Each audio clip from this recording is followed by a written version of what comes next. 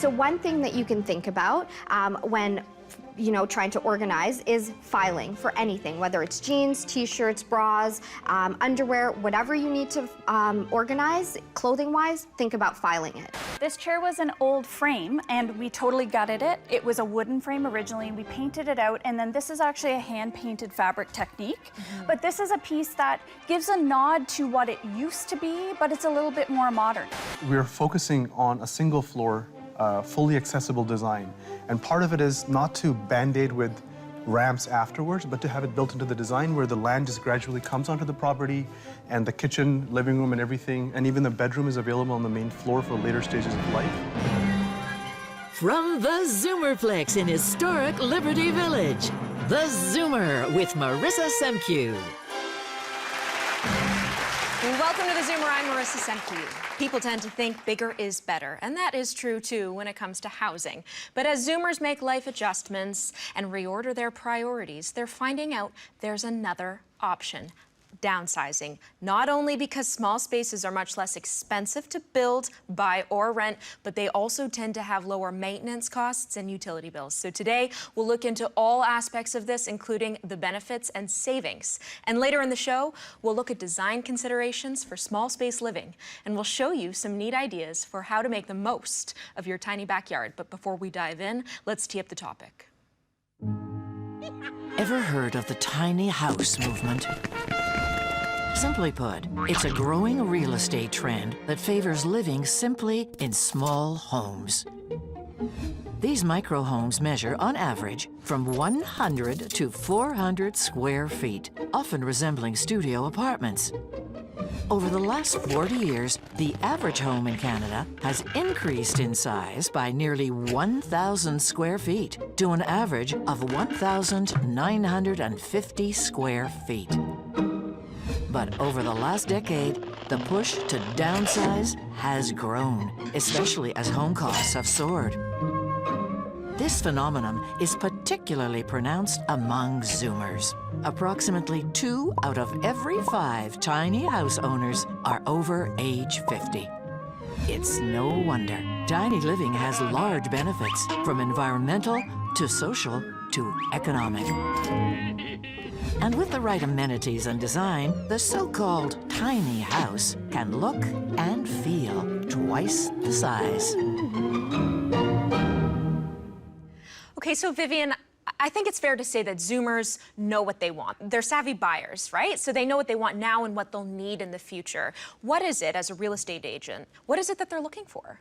What I would say is they're looking for an ease of lifestyle because they've raised a family, they've lived in their home for 40+ years. Their kids aren't home anymore. It is really their time. And what I'm finding, the majority of clients out there that I work with, we all work with, and we see that they are ready to move on, to have fun and enjoy their life if they're well. This is very important. Health is probably #1. So they make this choice to make a lifestyle change, to sell their family home. We're finding in the suburbs it could be around $2 million, let's say in Toronto. You sell a family home, $2 million. They're looking for a condo, let's say in the city, for $1 million. So they're going to net under $1 million once they pay the fees, brokerage fees and moving and so on, under $1 million. So the question is, they're going to have some money in their pocket and they're going to have some money for their retirement fund. Absolutely. So that's really probably one of the #1 goals. Now, within this movement to downsize is a perhaps smaller movement to really downsize into something called a tiny house. Other than just being small in square footage, so 400 square feet, what does a typical tiny house have in terms of amenities? So a lot of the tiny homes we see on TV are on wheels, and I want to distinguish what I'm talking about is more of a permanent dwelling in the backyard. And how this differentiates is that it will be fully accessible without any ramps. You don't have any loft beds or anything like that. And everything being on the same floor with your kitchen, washroom, and the benefits of a condo, but in your backyard.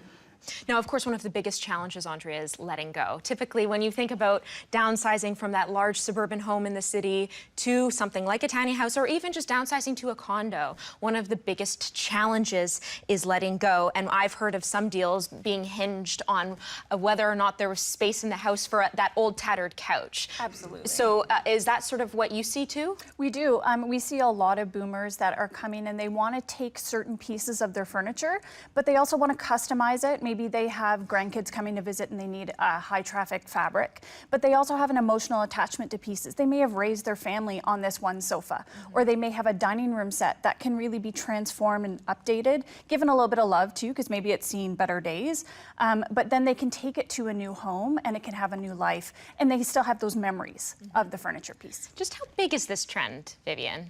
It's really big. I think that a lot of we know that the boomer age group 55 plus are something like 30% of the population today across Canada. And the population is aging. I do want to mention, though, that it's not just addressing the 55 plus. There are the 30s and 40-year-olds who have parents who are 60, 65 plus, that the 30, 40-year-olds see their parents in these large homes and thinking, maybe, Mom, Dad, it's time to make a change for you, too. And they talk to their boomer parents and things start happening. And I think that it is a definite trend that people want to travel, they want to have an ease of lifestyle, they don't want to upkeep the house, the roof, the garden. They want to go away and feel safe. So there are options out there to downsize. And it's a trend that's growing. Absolutely. Okay, well, when we come back, small space design hacks on a budget. Big box furniture is not lasting anymore. So we're finding a lot of older pieces like this ottoman here, we're transitioning them with higher grade, like this is the high traffic vinyl. This stuff looks like leather, feels like leather, breathes better than leather, and will last a lifetime.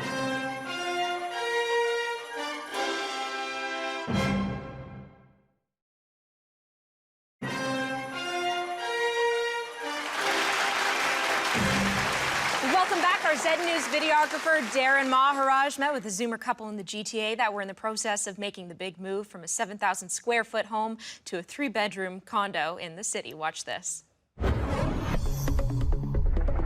Well, every year, more and more Zoomers are choosing to move out of the family home and downsize into something smaller. And here in Burlington, this local resident is about to make a huge transition. Hi, Darren. Come on in. Thanks, Val. Welcome to the mess.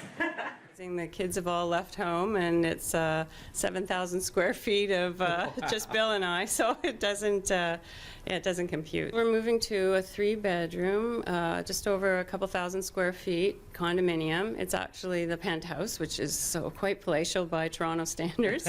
Absolutely. Yeah. Is it going to be hard for you to, let some of this stuff go? Oh yeah, it's never easy. There's a point in time we have to just let go of the stuff.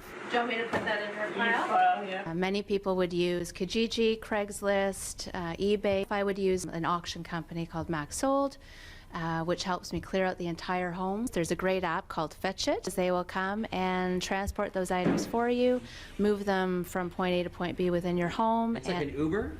It's like an Uber for small moves. It really helps out if you don't have a truck or a van or the muscles. For more tips on downsizing or a free consultation in Southern Ontario, visit organizedtransitions.ca. Here in Burlington, I'm Darren Maharaj for Zoomer News. Andrea Ford, owner of ReStyle Studio in Toronto, joins me now for tips on how to spruce up old furniture so that you don't have to let go. And that's just it. Letting go is often the hardest part of making this transition, but as you're here to show, it's not always necessary. So you've brought with you maybe a few items that will look familiar to members of our audience, and you can show us how sort of to revamp them and make them work in a new space. So why don't we start with the chair? So this one here, this chair was an old frame and we totally gutted it. It was a wooden frame originally. We painted it out, and then this is actually a hand-painted fabric technique. But this is a piece that gives a nod to what it used to be, but it's a little bit more modern. So even we're finding a lot of boomers are downsizing and handing their pieces off to their kids. So then their kids are ending up with these furniture pieces, and at first look a little dated. And maybe they need something a little bit more modern, or just to work with their decor.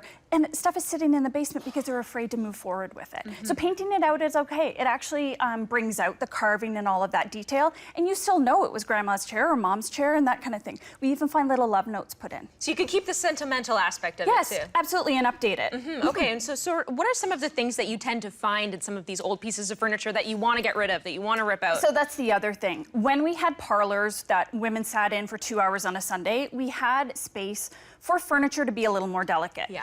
When square footage is at a premium, every piece of furniture needs to be usable. So this cotton is a dust trap, absolute dust trap. Also, old formaldehyde-filled foam from the 70s, very toxic, actually.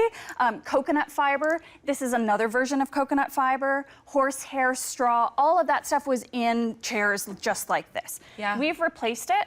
Polyester fiber, this stuff actually replicates down, but it's allergen-free. And much more durable, and then high-density foam. And this stuff has actually come down in price quite a bit. Lasts a lifetime.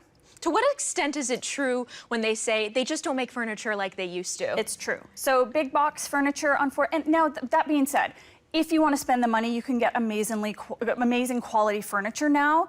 You can get some great Canadian furniture as well, but you're paying tens of thousands of dollars for a sofa. That's one piece of furniture. So that will last 20 years, but big box furniture is not lasting anymore. So we're finding a lot of older pieces like this ottoman here, we're transitioning them with higher grade, like this is the high traffic vinyl. This stuff looks like leather, feels like leather, breathes better than leather, and will last a lifetime. It's great, especially if you have grandkids coming over, dirty Pets fingers. too, yeah, like this stuff is pet proof. You can wipe it. There's also a bit of a misnomer that upholstery fabric has to be expensive. And this stuff here, $30 a yard, and it's high traffic. But like this piece here, it's a little bit dated. You know, it has a bit of the 80s seafoam green and peach motif going on here. But we have 2 different levels, well, 3 different levels of service. We offer workshops where people come in and do their own pieces. And how long? And when? Weekend. Oh, amazing. Yeah, they're offered on a weekend. So you Saturday, can just bring Sunday, in your own furniture? Absolutely. And we do a level setting. So there are pieces that we don't recommend for that intro class. We do have more advanced classes as well. But in the intro class, people will bring in an ottoman like this, or even an armchair like this actually is a perfect piece. Yeah. And come in on Saturday, leave on Sunday, and you're done. It's a small class size, so it's nice and intimate, but we show you how to use all the proper tools. So like this staple lifter, we would lift out all of these old staples, remove everything off. And you can do it yourself, folks. Absolutely, we teach you how to do it yourself. So you get a little bit of that customization. You get also the reward of doing it yourself, and it's usually a level of project that you're a little bit skeptical that you'd be able to get it done, but when you leave, you feel so fulfilled. And much less expensive. I'll take a shot at it. Much less expensive than asking someone to do it. Absolutely. So custom would be at least double for most of these projects. So a piece like this, we would charge about $350 to do custom, but in a workshop, you would do it in much less. So you put in a little bit of elbow grease, but then again, you can put in little love notes. For heirloom pieces, we also cut out a little heart-shaped piece of fabric and bury it in the piece like a time capsule. Oh, I love that. Yeah. So let me ask too, especially when we're downsizing, to what extent does size matter? It really matters. Yeah. It really matters. So we have a project right now in the studio. It was an heirloom sofa. It's 108 inches long. So that's almost 10 feet. We're cutting it down. We're taking out 30 inches from the center, rebuilding the frame, and then this family's going to get to enjoy it for the next 20 years. Yeah, They have so absolutely. many memories with the sofa. So there are a lot of options of transforming pieces so that you still have that frame, you still have a nod to the memories that you have with it, but we've made it fit in a smaller space. So then, and that's just it. So then the other thing that you guys offer is you actually build furniture from scratch. Now that feels a little daunting as someone who's never built a piece of furniture before in her life, and maybe members of our audience, but it's actually can be quite easy, isn't it? Absolutely. So these pieces are actually, we sell kits, but we also do workshops as well. So these ottomans do double duty, sometimes even triple duty. You can use ottomans, they're nice and lightweight, but they can be used as side tables, stools, you can put a tray on it, they can be a coffee table. Again, great for grandkids or pets. An ottoman with a higher leg, like this one down here, the dip dye ottoman, that one can be a coffee table, but then if someone comes over, you pull it out and it's an extra seat. And they're only 12 to 14 pounds. Great for storage, you can tuck it under a table, and it's great for small space living. Yeah. Okay, all right, well, Andrea, thank you so much. Oh, my when pleasure. we come back, how to transform your backyard this spring and summer.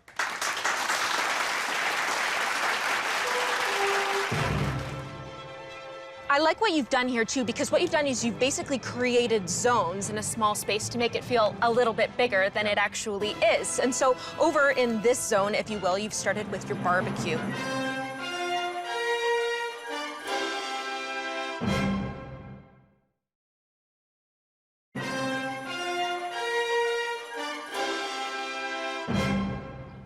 Welcome back. Well, often when we downsize, the house and the location are perfect, but the size of the yard has been cut in half. Never fear, because you can still make the most of your tiny backyard if you still have the luxury of one.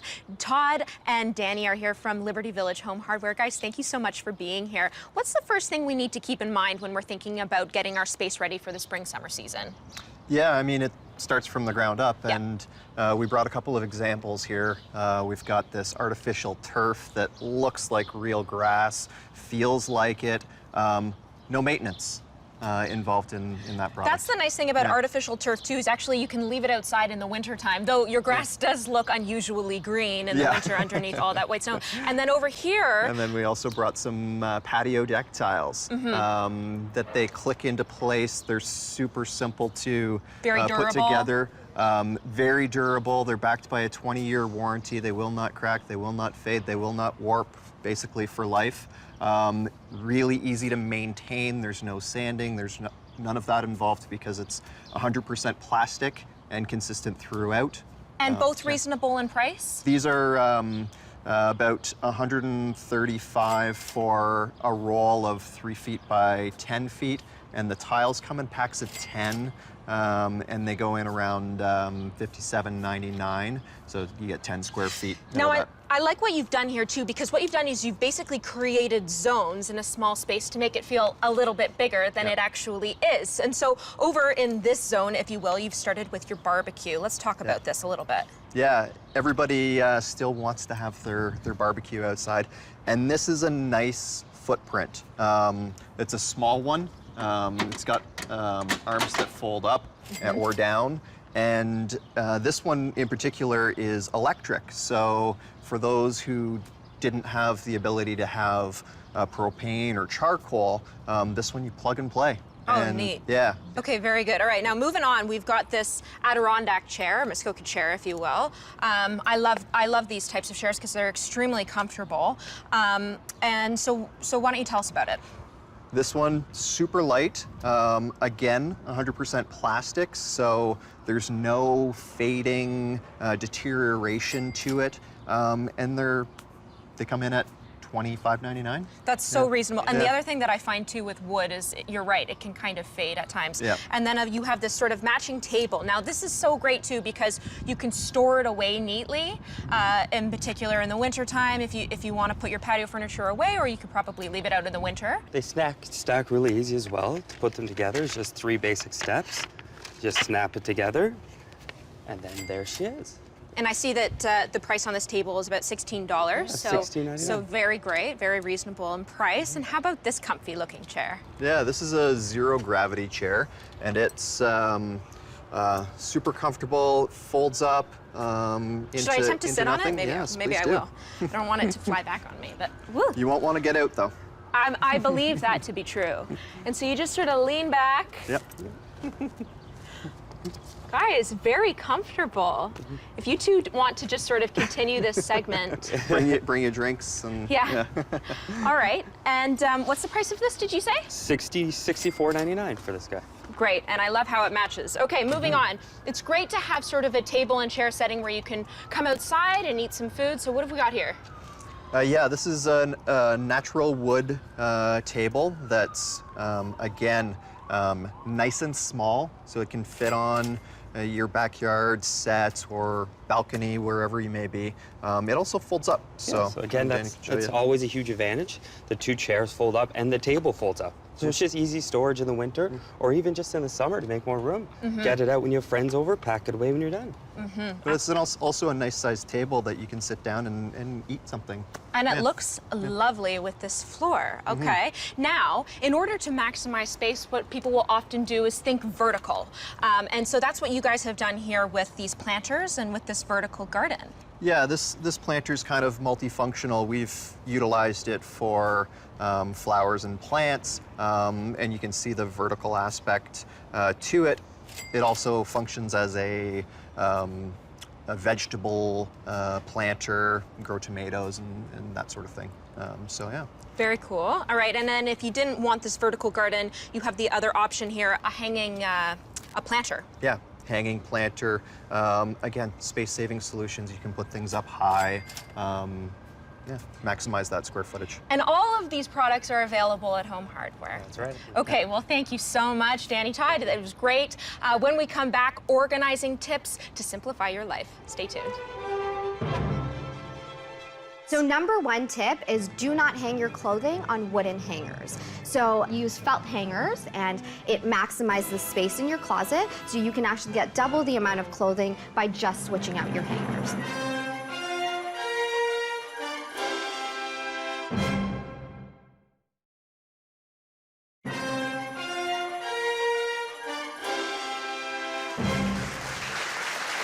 Welcome back. An organized, clutter-free home appeals to everyone. But where to begin? Varsha Singh from ClutterBGone went to one woman's home and with 3 simple steps transformed her mudroom from messy to marvelous. We're here at my client's home, Renee. We're in her mudroom, and as you can see, the space is a high traffic area with lots of clutter. We have 3 children, 5 and under, so we don't have much time to keep things organized. The kids like to come in and just dump their stuff on the floor, so we just need help.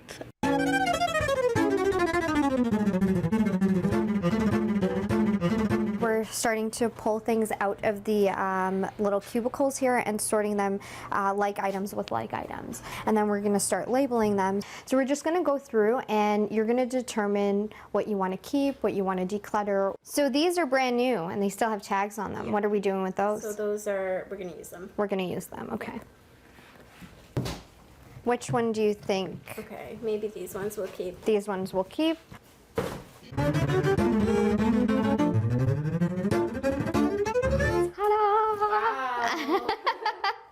So what we did was label everything and where everybody's things go. It's so different. It's nice. You can see if you follow the 3 simple steps of sorting and categorizing, decluttering and paring down, and organizing and finessing, your space can look just as organized and neat and tidy as this.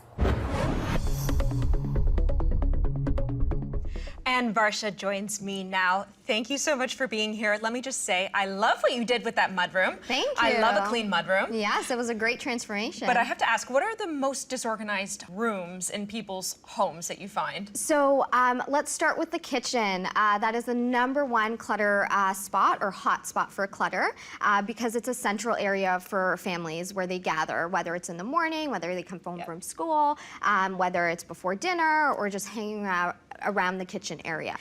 Closets and bedrooms are another space. Sounds about right. Yeah. We don't typically realize we have as much clothes as we do. And if any of you are aware, there is an 80-20 rule with clothing.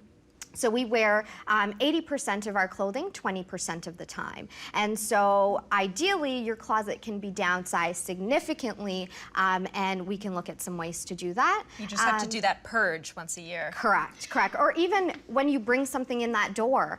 If you're bringing something in that door, you need to know what is leaving that space and where that item is gonna live. I hear a lot of nods and yeah, okay. And what's the other? And the next space is a home office or a small office if you do have at home. Paper clutter is our #1 nightmare. Okay, so why don't we start in the bedroom? What advice can you give to us? So #1 tip is do not hang your clothing on wooden hangers. So that I'm shocked by that because my entire closet is hung on wooden hangers. No, it's not honoring your clothes in the right way. If you're spending a lot of money on things that you wear, you want to honor it in the best way possible, and wooden hangers are definitely not the way to do that. So we want to eliminate that and use felt hangers. They are slim fit hangers. Neat Freaks offers these slimline hangers, and it maximizes the space in your closet, so you can actually get double the amount of clothing by just switching out your hangers. Oh, interesting. Okay, good to know. Another tip for your closet is folding. So there's a folding technique that we like to implement in our client's home.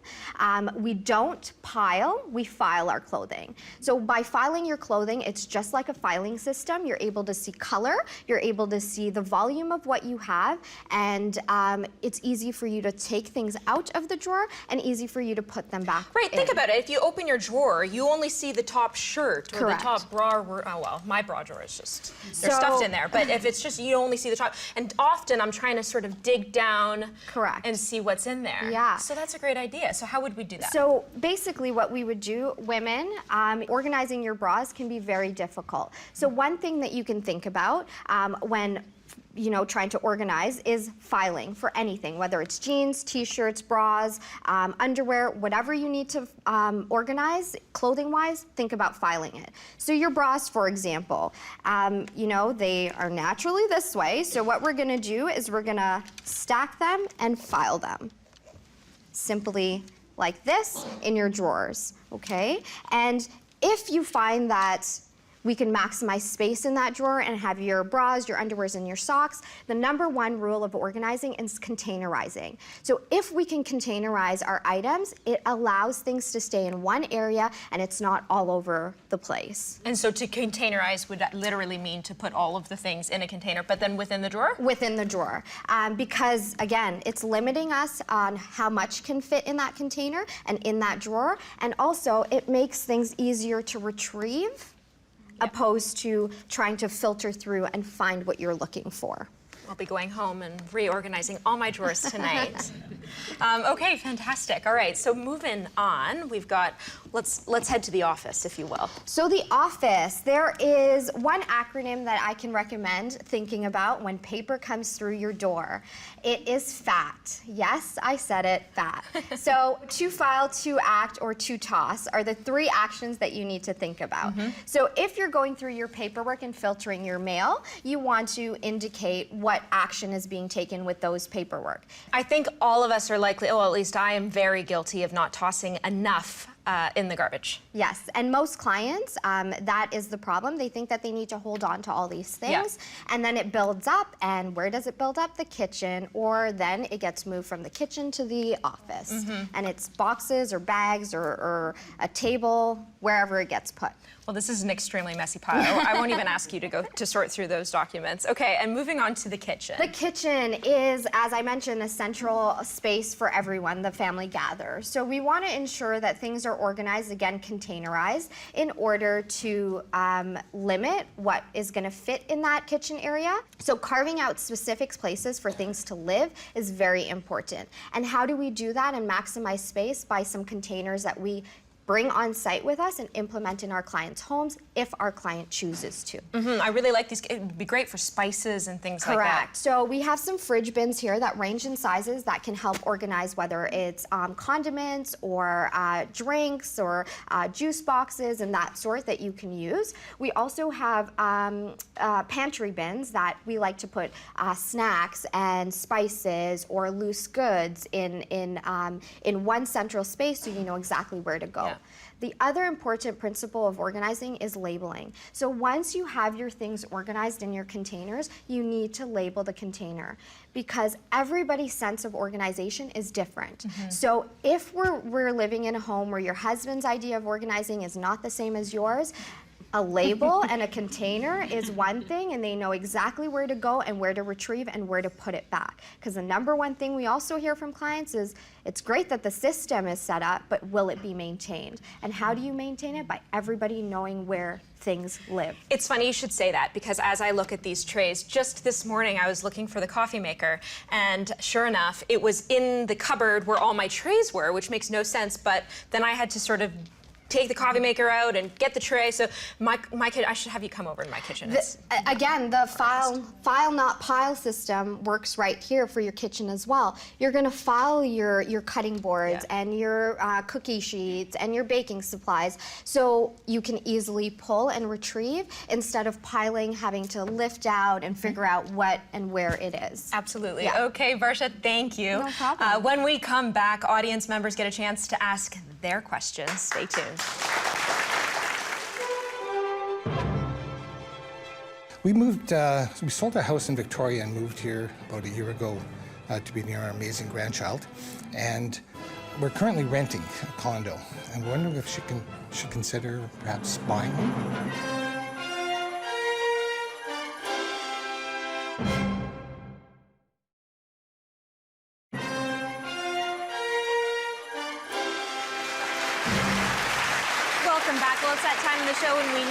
questions from the audience, and we'll start with you, Ely. How are you? I'm great, thank Welcome you. to the round table. What's your question? My question is, I downsized from a 2,500 square foot house into a 1,000 square foot condo. And I have 2 outside storage and a locker. How do I get rid of all that stuff? Really, when you look at financially what you're paying on a monthly basis for those units, it's not worth it. So what you need to do is think about whether or not your items in those storage units that you are storing is worth it.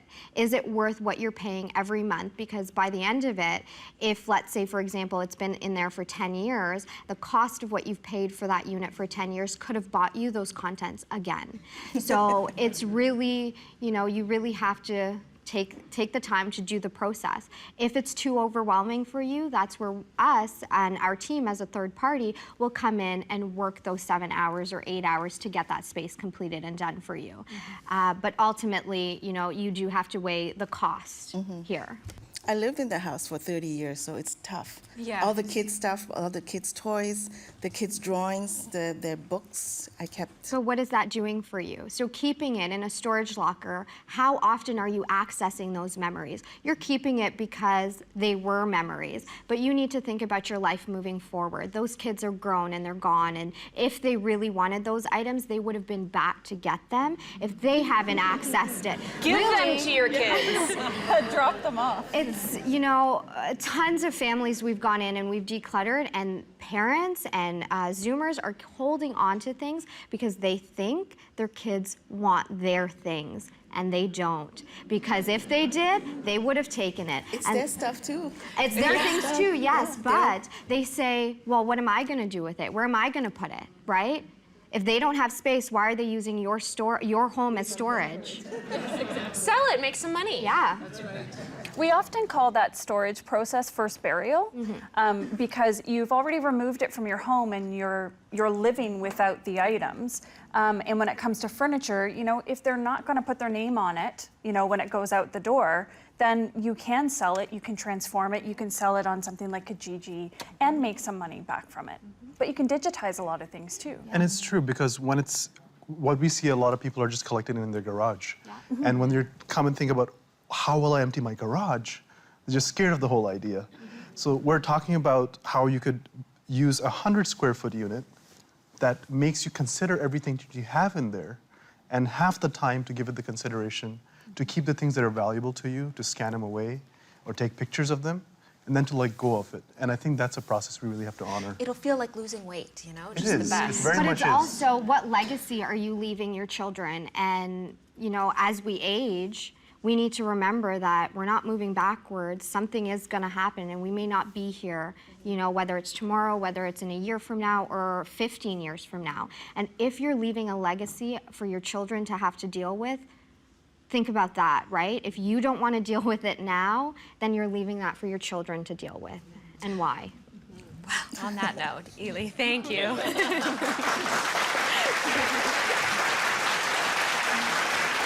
Hello. What's your name? My name is Randall. Randall, welcome to the round table. What's your question? My question is, we sold our house in Victoria and moved here about a year ago to be near our amazing grandchild. And we're currently renting a condo. And we're wondering if she should consider perhaps buying one? Well, what I would say, the most popular downsizer boomer choice is buying a condo. 85%, stats-wise, 85% of people who downsize from a large family home do buy a condo. However, that is not the only option. The other option is exactly what you did. You've moved recently and moved to a new city, to Toronto, and you don't really know where you want to buy yet. So I think a great option is what you've done, and that's something that does come up, is to rent first. Other times people don't want a condo, don't want to rent. They might want a townhome or a semi-detached home. The only thing is, because they still want a garden or a smaller home. But the thing is, you have a lot of steps in a townhouse. And if you look forward 5, 10, 15, 20 years when you're a senior, can you handle, you'll have to move again. And if you have a hip or knee problem, for sure. So those are some of the options. I think you've made a really wise choice in renting first for the 1 year. And then you make a choice if you'd like to buy, because you've seen the neighborhood. And I'd like to share another option with you, Randall, and that's if the possibility if one of your children has a larger backyard space, if they would invite you over to host your own tiny home in their backyard. Because essentially you move to the city, be closer to them, and there's a very big difference in being 6 feet away in the basement or the attic versus being 25 feet away in the backyard, because you're sometimes further than your neighbor. And it creates a great sense of privacy, and just as we noticed this intimate garden that was shared earlier today, that this type of green walls can also be put up to even give the privacy between different parts of the day. And all of that could create an inner garden that gives you the interaction space with your grandkids, your family, have the privacy. If one of the kids wants to practice music and somebody wants to take a nap at the same time on the same property, these aren't conflicting but really complementary. And it removes the stressful commutes out of your life, and then there's a lot more enjoyment. Sa'ad, can I just interject? I have to ask, are there any issues with bylaws that you've run into? Yes, we just presented this to the Minister of Housing, and so he's looking into it. He's well aware of the issue. And what has happened is that the municipalities have been resistant to this because they're really busy building condos. And what has happened is in the state of California, the state came in and mandated that if your municipality is frustrating you, the state would issue you the permit. And things like that are being considered in Massachusetts and New York. And that's something that Ontario has to consider, especially right now since we're about a month away. Is there any province in Canada that's doing it right? Vancouver City has allowed this citywide, and Ottawa is our champion here. So if anybody's here in Ottawa and they have a larger backyard, you're legally allowed to build a coach house in your backyard. So we're not asking for anything new. We just want the benefits of Ottawa available to the Torontonians. And those are temporary structures, or? No, these are permanent modular constructions. So they would be made off-site, and they would come onto your property in panels, and there'd be only a few weeks of disturbance. And you would have a fully tax-paying, code-following unit in your backyard then. And the bedrooms can be on the main floor? In fact, we're focusing on a single floor, fully accessible design. And part of it is not to band-aid with ramps afterwards, but to have it built into the design where the land just gradually comes onto the property, and the kitchen, living room, and everything, and even the bedroom is available on the main floor for later stages of life. And if need be, there could be a second floor, a loft space if required for kids or a caregiver to be supporting there. And simple universal design things like the toilet roll having enough pressure to you to lift off it, and the towel rack just being beautiful as well as to hold on to. So it's not an afterthought, but this was built into the thought of taking care of an older person. As their mobility changes, they can still experience the same things. And the things that they enjoyed in their garden that they might have worked for a long time, they can still access that and still access their social community and the connections they have in their neighborhood. Okay, well, Randall, thanks so much for your questions. Stay right there. We'll be right back with some final thoughts.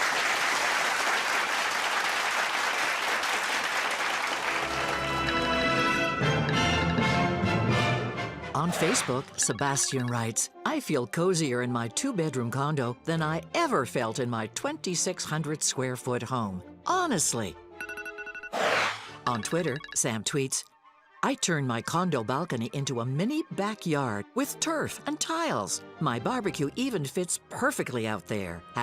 #balcony living.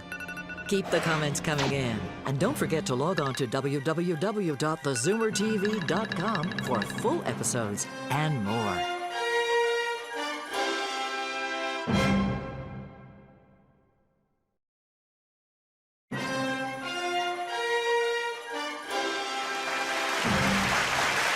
Welcome back. We'll hear final thoughts from our panelists now, starting to my left. Andrea. I think with furniture, you can really get a lot of enjoyment from transforming something. So you don't have to hold on to every single piece of furniture that you've had in a larger space, but holding on to those iconic pieces from your memories, there are lots of possibilities with reupholstery. Our home hardware is a lot different than a lot of others' home hardware because we're geared towards condos. We're geared toward people. Todd, the owner, myself, are small town boys, and we like to bring that feel to the big city. So don't get intimidated to come to a hardware store. You're gonna go in, we're gonna have fun too. So, They'll be here if you go to the one in Liberty Village to help you out. Yeah. Vivian. I think from a real estate perspective, downsizing is a really exciting time for couples or If you're single, depending where you are in your life, I've been through the whole thing myself. I've downsized years ago from a large home.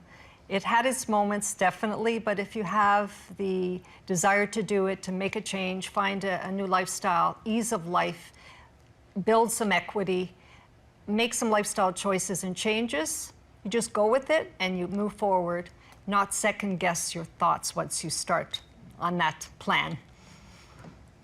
Some of the space-saving solutions, the hardware stores, the big box stores, they're starting to catch up with solutions too, and they're bringing in innovative products, and they're thinking outside of the box. Things like, you've got a great big TV stand for your TV, get rid of the TV stand, mount that TV on the wall, and maximize that floor space. We're getting there, and yeah, we can help you out. Well, I wanted to share what Tidy Toronto has done, especially around this work. You can have a look at our website. There's a 6-minute video that'll explain how this is all possible. There's a lot of research that's gone in from an urban planner, a landscape architect, and a lot design. And you can see how this would play out in your backyard and see if it's something feasible for you. Because this is something that can really change your life. It can really create happiness in a space where we're isolated in a lot of these situations, and we don't get to talk about these things. We just look at it as a housing situation, but the social aspects of our living are really important. So I'd encourage you to check it out. Organizing overall does not have to be overwhelming. It is something that, a process that can be enjoyed. It's a, memories of if you've lived in your house for 30 years. So ultimately, if you do feel when you look at your space that you are overwhelmed and clutter is consuming your life, remember, we're talking about square footage here, and we're paying premium price for square footage. So if you are paying a mortgage on a monthly basis for your things to live in your home, you need to reevaluate that. Because ultimately, that square footage we're paying for is for us to enjoy, for us to live, minimally. Awesome. All right. Well, as always, thank you for being here with us. We'll see you next time. For now, it's time to zoom out.